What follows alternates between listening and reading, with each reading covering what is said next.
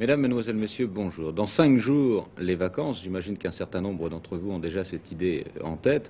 Il y a de quoi être optimiste d'ailleurs en ce début de semaine à ce sujet, puisque le printemps semble vouloir s'installer avec 8 jours de retard. Aujourd'hui, il devrait faire beau un peu partout en France, à l'exception peut-être des régions de l'Ouest et du Nord.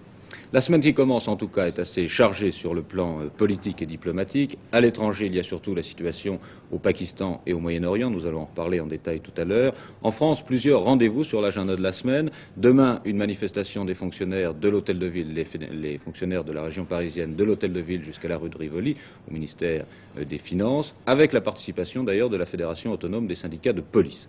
Mercredi, la réunion du comité directeur du Parti radical. On parlera bien sûr de M. Jean-Jacques Servan-Schreiber, le secrétaire général. Vendredi, la rentrée parlementaire, une petite rentrée parlementaire. Et samedi, comité directeur du Parti socialiste. Voilà pour la semaine. Dès aujourd'hui, on attendait avec intérêt un discours de M. Chaban-Delmas. Le Premier ministre a mis en place officiellement le Haut Comité à la jeunesse, au sport et aux loisirs. Un comité dont les membres ont en moyenne 30 ans, moins de 30 ans, et qui doit se pencher sur le projet de loi de programme qui viendra en discussion à l'Assemblée nationale très prochainement.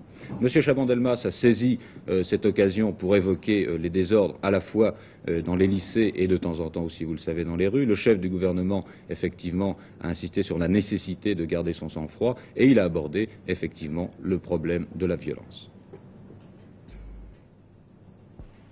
Je pense qu'il serait bon que tous nos jeunes gens puissent circuler de par le monde. Ils constateraient qu'il n'y a pas de régime miracle, il n'y en a nulle part, qui garantisse à la fois le progrès économique, la justice sociale et les libertés individuelles. Alors, sans doute, ne condamnerait-il pas la France de 1971, mais comme nous, serait-il déterminé à réformer, non pas à détruire, mais à réformer cette société qui, à l'évidence, en a besoin, et c'est tout à fait naturel. Comment pourrait-il en être autrement alors que nous vivons des bouleversements prodigieux dans tous les domaines et qu'il est fatal que de pareils bouleversements entraînent la nécessité d'une nouvelle société. Et vis-à-vis des violents, alors il appartient à l'État, au gouvernement, de choisir les moyens propres à les ramener à la raison ou, si ce n'est vraiment pas possible, à les mettre hors d'état de nuire par la simple application des lois de la République qui garantissent la sécurité pour tous. Dans le domaine de l'enseignement, une grève était prévue pour aujourd'hui, une grève dans le cadre des collèges d'enseignement technique, grève des professeurs. C'est une grève qui doit durer 24 heures.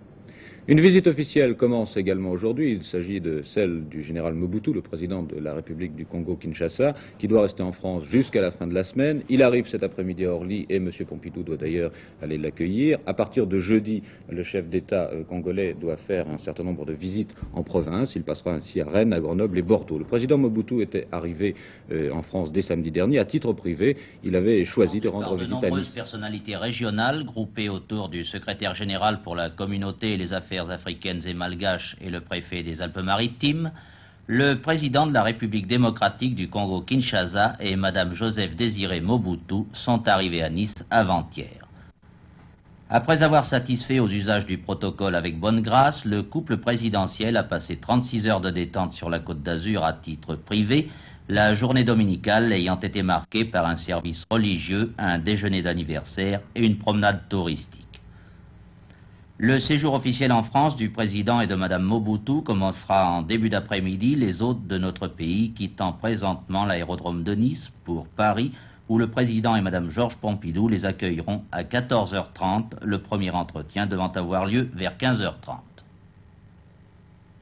Grand titre de l'actualité internationale, le Pakistan. La situation est encore assez confuse aujourd'hui. Vendredi, vous le savez, les partisans du cheikh Mujibur Rahman avaient proclamé l'indépendance du Pakistan oriental. Les émeutes qui ont suivi ont été très violentes. On parle de 7 ou de 8 000 morts, ou de 10 000 peut-être. Où en est-on maintenant? Il est très difficile effectivement de le dire. Il y a une sorte de bataille de deux radios, la radio officielle pakistanaise d'une part, et Radio Bengale Libre d'autre part. On ne peut pas encore affirmer que l'armée ait repris les choses en main au Pakistan oriental. Il semblerait que le calme soit revenu à Dacca. Évidemment, les événements du Pakistan oriental ont eu des répercussions, Georges Pitoef, bien sûr chez les voisins indiens.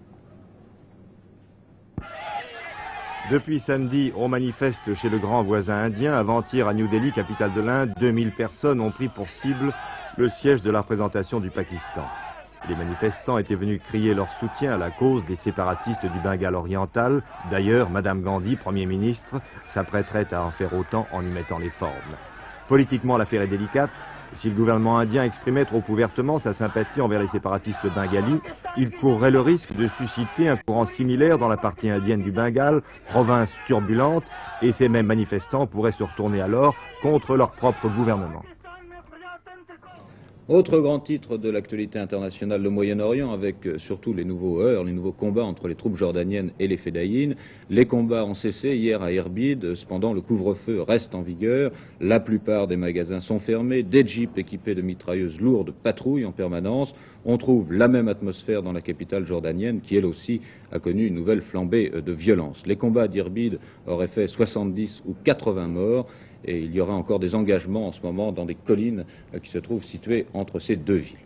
Un sondage aussi à propos du Moyen-Orient, un sondage réalisé en Israël et qui montre que 56%, selon cette estimation, 56% de la population accepterait sans protester la restitution de certains territoires occupés si cela devait ramener la paix. Pour l'instant, le calme règne autour du canal de Suez. Notre envoyé spécial permanent, Pierre Ropsis, fait le point depuis les abords du canal de Suez. La situation reste calme sur le canal de Suez, 3 semaines presque après la fin théorique du cessez-le-feu. Mais on se pose une question à laquelle il est difficile de répondre. Cette situation restera-t-elle calme très longtemps et le moindre incident qui se produirait ici ne risque-t-il pas de mettre le feu aux poudres? Du côté israélien, il est évident qu'on a mis à profit la trêve pour renforcer les fortifications. Mais les soldats israéliens restent détendus et ne montrent pas de nervosité particulière. Du côté égyptien, il y a une petite différence. Les soldats égyptiens ont pratiquement disparu. Sur la rive occidentale du canal de Suez, on n'aperçoit que quelques patrouilles. Voilà pour la situation militaire. Sur le plan politique, dire que la trêve sera poursuivie, la trêve de facto, sera poursuivi ici très longtemps est une chose très aléatoire. Si l'on en croit certains milieux diplomatiques, il y a peu de possibilités, peu de chances que le feu reprenne sur le canal de Suez. Mais si l'on en croit les militaires des deux côtés, tout peut se produire à n'importe quel moment. Du côté israélien, en effet, il ne faut pas négliger cette déclaration faite il y a quelques jours à peine par le général Bar-Lev, chef d'état-major de l'armée israélienne, qui, s'adressant à des troupes en manœuvre, a dit « La guerre est loin d'être terminée, ce n'est pas parce que le calme règne sur le canal de Suez qu'il faut croire que les hostilités sont terminées, elles reprendront certainement un jour ou l'autre. » Deux choses encore à noter à propos du Moyen-Orient. Tout d'abord, le pétrole, une déclaration catégorique du colonel Kadhafi, le chef du Conseil révolutionnaire de Libye. Nous ne céderons jamais devant les compagnies pétrolières, a-t-il dit, et le colonel a même menacé d'un embargo immédiat sur le pétrole. Et puis, M. Riyad, le ministre égyptien des Affaires étrangères, est arrivé à Paris. Il doit présider une conférence des ambassadeurs égyptiens en Europe, et il devait également rencontrer aujourd'hui M. Schuman. Et à l'issue de cette rencontre, c'est un télégramme que je reçois à l'instant, M. Mahmoud Riyad a déclaré « J'espère voir le docteur Gunnar Yaring aujourd'hui à Paris ». Je pense que c'est une chose importante dont nous reparlerons dans le courant de la journée. Les autres télégrammes étrangers pour aujourd'hui. Indochine, le Front National de Libération a déclenché hier une attaque très violente sur une base américaine. Il y a eu 33 morts parmi les Américains. Pendant ce temps, les Sud-Vietnamiens ont annulé l'opération parachutée qui avait pour objectif un poste de commandement nord-vietnamien au Laos. Le pape Paul VI a accueilli ce matin le président Tito, que vous voyez arriver ici au Vatican. C'est la première fois qu'un chef d'État socialiste rend visite officiellement au Vatican, ce qui provoque quelques réactions dans certains milieux romains. Les opérations portes ouvertes, on en parle souvent, et déjà un certain nombre d'entreprises se sont livrées en France à ce genre d'expérience. Il y a eu des écoles, il y a eu aussi des laboratoires, et même quelquefois la police, vous le savez. Hier à Lorient, c'était très spectaculaire, puisque plusieurs dizaines de milliers de personnes ont pu ainsi visiter les sous-marins français, le Narval, le Marsouin et le Psyché. Parmi ces visiteurs, notre camarade de Rennes, Olivier Métro. Événement sans précédent hier dans les annales de la marine. La base des sous-marins de l'Orient a livré ses secrets au cours de l'opération Porte Ouverte.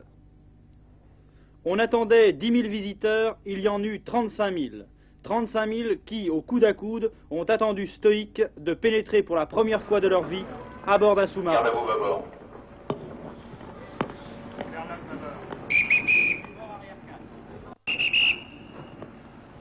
À Berloc, bâbord.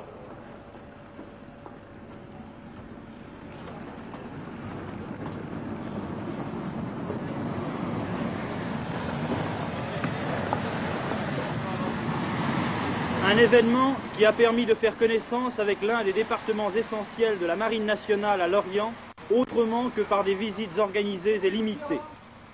Ce qui a le plus impressionné les visiteurs, Henri Métro l'a demandé à quelques-uns d'entre eux. C'est l'exiguïté un petit peu des locaux. Il est bien évident qu'on est entouré partout de tuyaux, de fils, de câbles. Et on peut se demander comment des gens puissent vivre plusieurs jours, voire des mois à bord de navires dans un espace aussi réduit. J'étais étonné par l'organisation, l'entente. Tout le monde s'entend là-dedans. Oui. Vraiment, c'est une entente formidable. Et Une véritable amitié entre...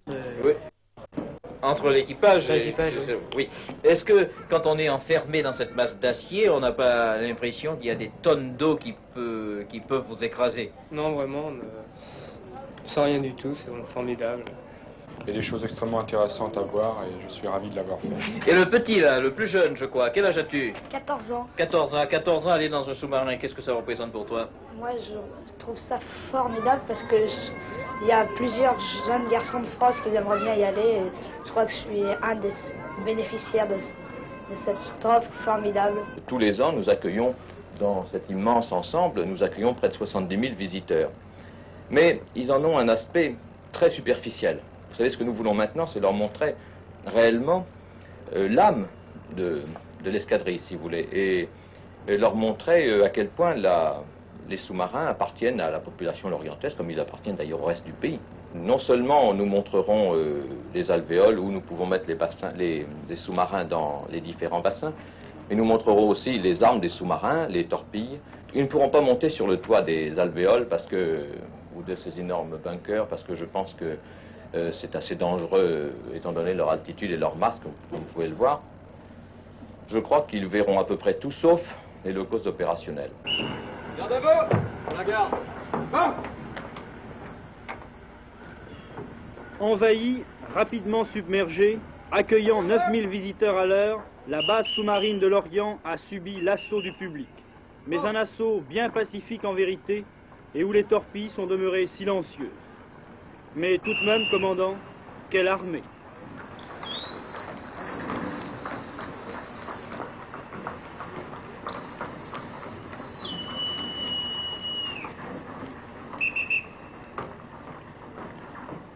Lundi aujourd'hui, vous connaissez maintenant l'agenda de Télémidi. Notre hebdomadaire est consacré au sport. François-Henri de Virieux et Patrick Chapuis.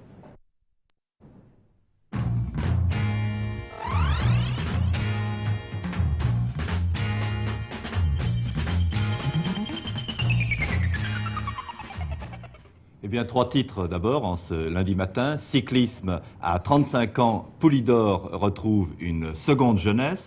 Basket, Villeurbanne, champion pour la 11e fois en 22 ans.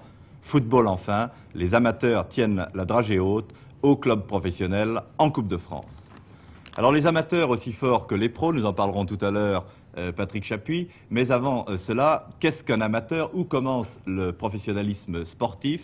La distinction imposée au siècle dernier par les Britanniques a-t-elle toujours sa raison d'être? Eh bien, ce problème de la rémunération, ou plutôt du dédommagement des sportifs de haute compétition, sera le thème de l'émission d'Eliane Victor, Le procès, qui vous sera présenté ce soir par Information Première.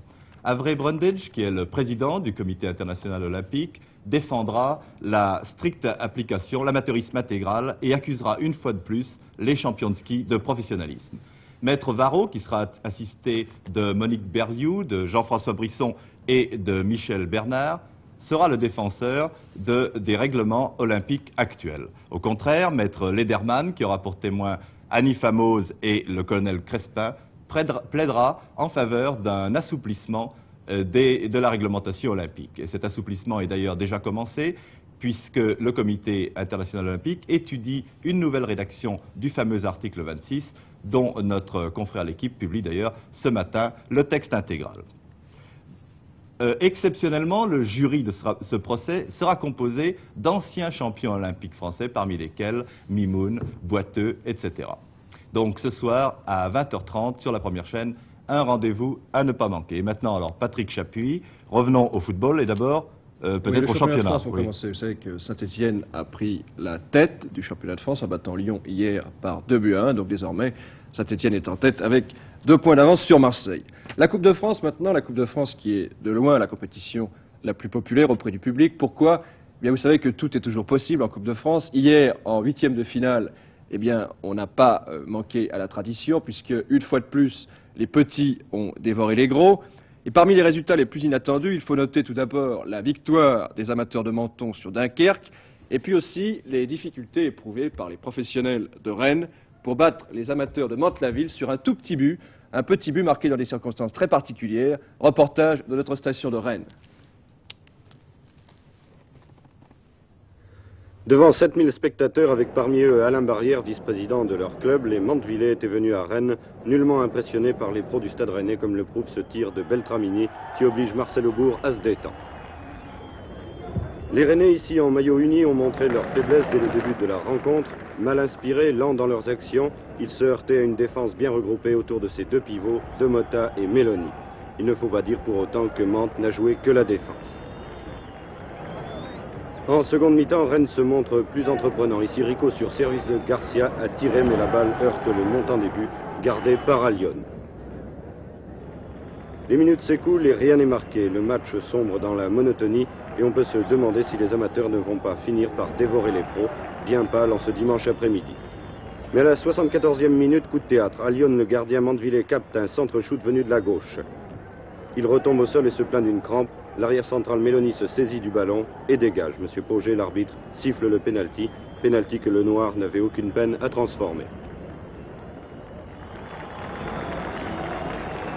Devant plus de 1000 supporters mandevillais éberlués par ce règlement inhumain, le match reprenait son cours, entaché par ce coup du sort qui venait de s'abattre sur la courageuse équipe de Mantes. 61e minute, vous venez de le voir. Nouveau tir de Rico, à nouveau sur le montant, même manque de réussite pour Le Noir. Mantes-la-Ville tiendrait-il jusqu'à la fin en préservant sa cage? Il n'en fut rien, bien au contraire. Faisant souvent jeu égal avec leurs adversaires, ils ont eu d'excellentes réactions, Rennes ne parvenant toujours pas à s'imposer. Jusqu'à la 74e minute, le jeu avait toujours été correct, mais ce pénalty ayant tout gâché, le comportement même des joueurs s'en ressentit. Lorsque M. Pauget, l'arbitre, siffla la fin de la rencontre sur ce score étriqué de 1-0 en faveur de Rennes, il le fit sous les huées et les sifflets de l'ensemble des spectateurs. Le règlement, c'est le règlement, c'en était hier la plus froide démonstration. Ce penalty n'a pas fini de faire parler, de faire jaser les supporters de Mantes-la-Ville. Mais je vous rappelle que c'était le premier tour de la Coupe de France, que les amateurs ont donc encore une chance, puisqu'il y a ensuite un deuxième tour, puisqu'il y a un match chez l'un, un match chez l'autre. Autre match de coupe entre les équipes, cette fois du championnat national. Je veux parler du match qui opposait Blois à Paris-Joinville. Match qui a été remporté par Blois. Vous allez assister ici au seul but qui a été marqué à la fin, tout à fait à la fin du match, puisque c'était la 85e minute. Les joueurs de Blois qui vont marquer sont à la droite de votre écran. Regardez bien, but de Pia sur une passe de Menoury dans la cage de Bordeny. Donc Blois pas Paris-Joinville par 2-1. Bonne nouvelle maintenant pour tous ceux qui s'apprêtent à faire du ski pour Pâques. Toutes les stations de sport d'hiver bénéficient d'un très très bon enneigement. D'ailleurs, les grands noms du ski continuent à disputer les compétitions actuellement, certaines fois d'ailleurs sur des pentes un peu inhabituelles, puisqu'il y a eu une compétition sur le volcan de l'Etna hier, qui a été remportée par la Française Michèle Jacot. Michèle Jacot, première de la Coupe du Monde de ski alpin l'an dernier, deuxième seulement cette année à titre individuel, mais première avec son équipe, avec tous ses camarades du Club France. C'est un reportage que nous présente maintenant Jean-Paul Sautet. Il a cherché à percer le secret de la réussite de l'équipe de France féminine.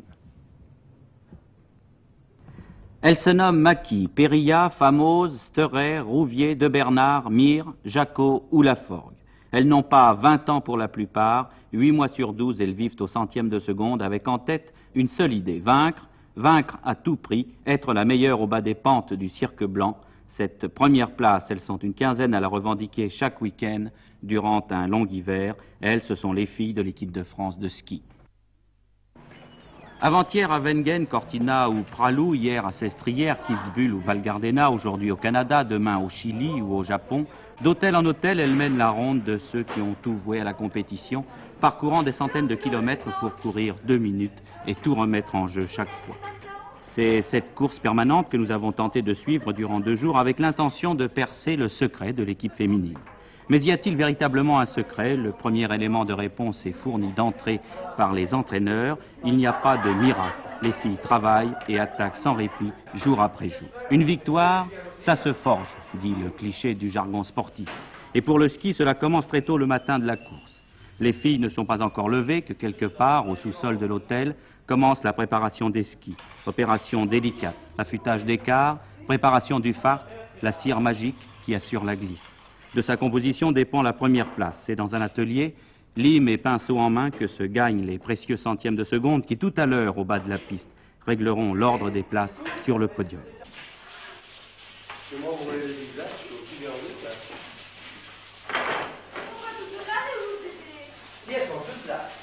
Et là, quelque part, effacé, un homme se réjouit un instant, puis vite prépare la suite. Cet homme, c'est Jean Béranger.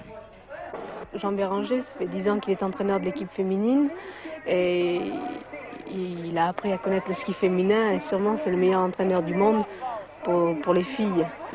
D'une manière générale, déjà les filles sont plus jeunes que les garçons et elles ont parfois, je pense même en général, beaucoup plus besoin de conseils et d'être dirigées par un entraîneur que chez les garçons qui sont plus âgés et peut-être plus individualistes, plus débrouillards si vous voulez, qui n'ont pas besoin qu'on soit toujours derrière eux pour tout leur dire.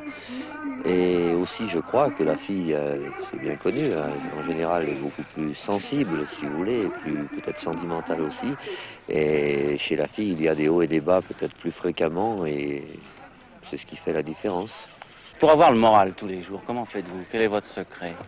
Oh ben il faut attaquer tous les jours, nous courons presque tous les jours de la semaine. Je crois qu'il y a une très forte émulation à l'intérieur de l'équipe de France féminine. Il y a actuellement 10 à 12 filles qui marchent très très bien.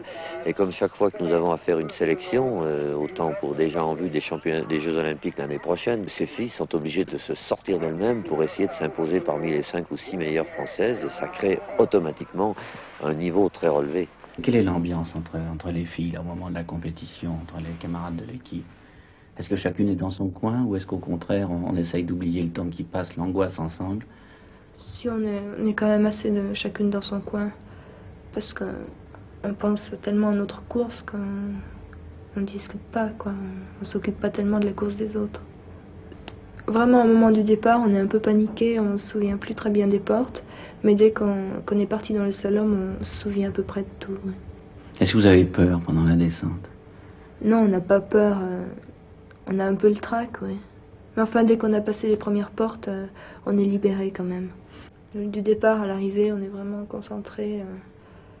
Rien de ce qui se passe à côté nous touche, quoi. Mais enfin, si je n'arrivais pas à être au premier plan, à avoir les premières places, je ne sais pas si je continuerai la compétition. Terminer toujours 10, 15e, je pense pas que je continuerai à ce moment-là. Vous aimez gagner? J'aime gagner, oui. Oui, mais on pourrait s'attendre a priori, si vous voulez, à une certaine émulation, mais aussi à une certaine rivalité. Bon, or, il n'en est rien. Vous avez l'air... Oui, oui, on est très, très camarades, on est très copines, si vous voulez, entre nous. Mais enfin, dès qu'on est sur les skis, je peux vous dire qu'on est très rivales. Et vraiment, on se bat les unes contre les autres pour surtout pour défendre nos séries. Se classer, voilà peut-être le fameux secret, se classer en première série, être parmi les 4 premières alors que toutes peuvent y prétendre. C'est sans doute pour cela qu'elles se battent jusqu'au bout, car lorsqu'une d'entre elles tombe, elle est de suite remplacée à l'arrivée. C'est parce que Britt a aussitôt pris la place de sa sœur Ingrid, blessée, que les filles sont meilleures et occupent sans cesse les premières places, relevant inlassablement le défi du courage et de la volonté. Une volonté chaque jour plus forte chez Ingrid, mise hors course en début de saison, une volonté qui l'an prochain retrouvera un vieil adversaire, le chronomètre qui fait qu'à 15 ans, on est espoir et vétéran à 26. Je crois que certains parents sont très contents de vous confier leur fille. Est-ce que vous êtes amené certains jours à les remplacer pratiquement?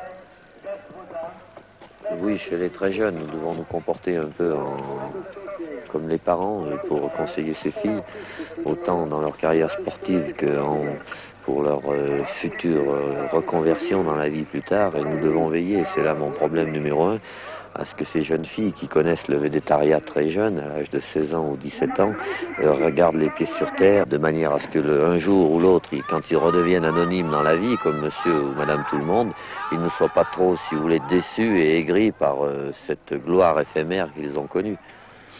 On voit se profiler le spectre de l'anonymat. Est-ce que vous y pensez à ça? Oui, bien sûr, mais ça ne me fait rien. Ça vous inquiète pas? Non, pas du tout. Je suis quand même professeur d'éducation physique.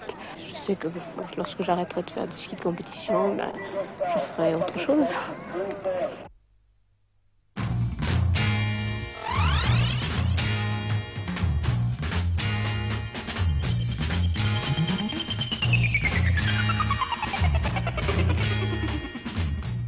Et voici maintenant le calendrier de la semaine sportive. À partir d'aujourd'hui et jusqu'au 4 avril, tennis avec l'Open de Nice, tennis de table également avec la suite des championnats du monde à Nagoya au Japon, où la France a battu pour l'instant les Philippines et l'Inde. Demain mardi, deuxième tour du championnat du monde de hockey sur glace à Genève, où l'URSS est en tête. Mercredi soir, le roi Pelé, le meilleur footballeur du monde, joue à Colombes avec son équipe du Santos Football Club contre une sélection de Marseille et de Saint-Étienne. Je vous rappelle que ce match est organisé au profit de la lutte contre le cancer. Mercredi encore, en Coupe de France de jeu à 13, match Marseille-Celtic. Et puis jeudi, nous vous proposons un petit tour dans les pays du Sud. Jeudi, rallye automobile du Portugal. Et puis jeudi également, et jusqu'au 11 avril, tour du Maroc cycliste. Vendredi, Marcel Cerdan Junior boxe à Perpignan contre l'Allemand Dieter Klein. Samedi, match France-Autriche de judo à Coubertin. Samedi aussi, en escrime à Belfort, match France-Allemagne de l'Ouest à l'épée. Et enfin, en basket, derrière le vainqueur du championnat, Villeurbanne déjà sacré, Denain et Antibes vont se disputer la deuxième place. Et puis naturellement le calendrier habituel avec notamment en football, Saint-Étienne et Lyon qui se retrouvent, mais cette fois c'est pour la Coupe de France.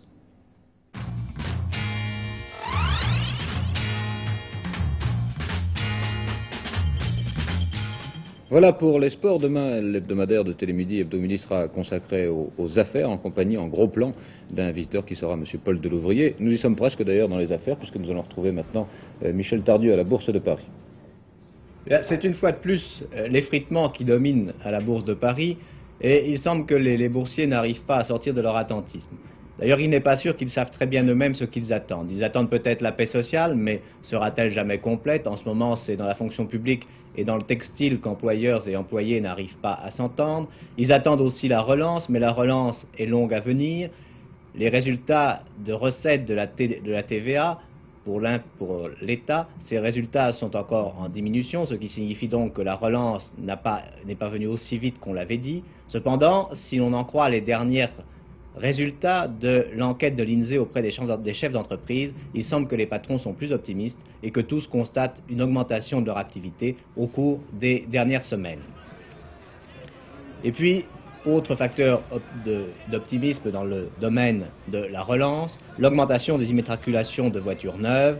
Elles sont en hausse par rapport à la période correspondante de 1970. Peut-être aussi les boursiers attendent-ils de savoir ce qui sortira de toutes les études qui sont actuellement effectuées au niveau du gouvernement pour essayer d'encourager les épargnants, les encourager à continuer d'épargner et surtout à investir leur épargne. Au-delà des frontières, bien sûr, les boursiers ne trouvent pas non plus de grands motifs d'agir, ou dans un sens ou dans l'autre. Aux États-Unis, certes, la bourse est beaucoup plus dynamique, mais nombre de financiers ne croient pas que Wall Street puisse aller bien haut, alors que l'activité économique américaine ne reprend toujours pas et que le dollar donne chaque jour des signes de faiblesse nouveaux. Faiblesse, bien sûr, qui ne sont qu'un signe supplémentaire des pressions inflationnistes auxquelles sont soumises toutes les économies occidentales. Les épargnants sont bien sûr très sensibles à l'usure des monnaies et ils sont tous tentés de réclamer, comme l'ont fait les rentiers viagers samedi à Paris, une indexation des rentes et des emprunts. L'information industrielle qui aurait dû normalement intéresser la bourse aujourd'hui, c'est l'annonce officielle de l'accord entre les ciments français et Polyet. Mais vous voyez que ça n'a pas eu beaucoup de répercussions, ou plutôt dans le mauvais sens, puisque Polyet perd 5,50 francs et que les ciments, eux, ne bougent pas. Les ciments français reprennent les activités industrielles de Polyet, à l'exception, je crois, de la partie qui concerne les plâtres. Ce regroupement crée un second grand groupe de cimentiers en France, derrière Lafarge, et je crois que les professionnels sont assez satisfaits de cette conclusion, car certains craignaient qu'à l'occasion des problèmes connus par les sociétés, un groupe étranger puisse s'installer sur le marché français, et on pensait surtout aux Suisses. Sur le pétrole, bien sûr, il y a des baisses, notamment la Française des raffinages que vous ne voyez pas là, mais qui a baissé assez sensiblement. Et il faut bien dire que c'est une déception pour tous les boursiers de voir ce qui se passe à Tripoli en ce moment. On espérait que les choses allaient s'arranger entre les compagnies et le gouvernement libyen. Il n'en est rien. Les nouvelles initiatives libyennes sont toujours maintenues et le colonel Kadhafi a dit qu'il ne céderait pas. Et l'espèce de concurrence dans la dureté entre Alger et Tripoli continue.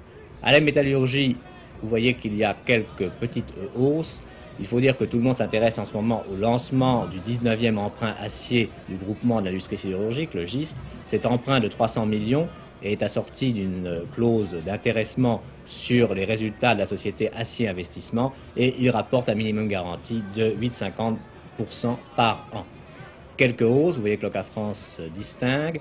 L'Oréal plus 4. L'Oréal, on dit que les résultats de L'Oréal seraient très comparables à ceux dans l'an dernier et qu'il n'y aurait donc pas de grosses modifications à attendre de ce côté-là. C'est ce soir que la commission des opérations de bourse présentera son rapport définitif. Pour l'instant, on n'a eu que quelques extraits. Ce rapport souligne bien sûr que la part des investissements financés l'an dernier par la bourse est en augmentation par rapport à l'année précédente. Quant au Pinet, il perd quelques centimes. Je crois qu'il perdait 40 centimes quand je suis monté au studio. Ici, oh non, encore les SICAV, j'oubliais les SICAV. Les SICAV comparées à leur cours de quinzaine. Vous voyez qu'elles sont toutes, à l'exception... Ah non, il y a quand même deux hausses. Il y a quand même deux hausses, Viva France.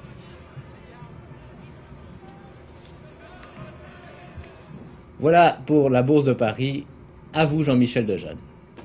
Merci Michel Tardieu. Voilà pour l'ensemble de l'actualité aujourd'hui. Je vous rappelle une information tout de même importante qui est tombée pendant ce journal et qui concerne la déclaration de M. Mahmoud Riyad qui, après avoir rencontré M. Schuman ce matin, a déclaré qu'il pensait voir aujourd'hui ou demain M. Gunnar Yarin, le médiateur des Nations Unies, que l'on attend donc sans doute dans le courant de la journée. Nous en reparlerons à Télésoir, 19h45, qui vous sera présenté par Jean-Pierre Elkabbach. Je vous souhaite une bonne journée.